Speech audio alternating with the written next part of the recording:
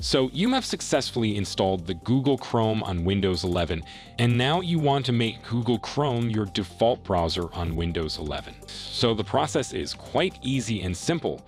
You need to simply go to your Start. Now here you can see Settings.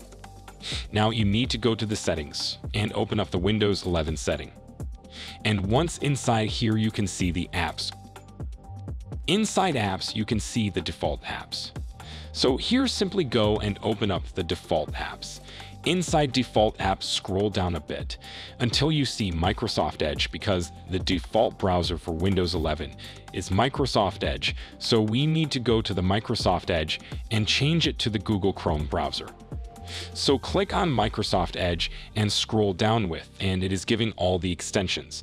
The relevant one is HTTP and HTTPS. So click on this one here. Select Google Chrome and put it as default. Okay, do the same for the other one as well. Now we have successfully changed our default browser from Microsoft Edge to Google Chrome. And now all your web pages will be displayed on Google Chrome. So this default browser for us is now Google Chrome browser on Windows 11.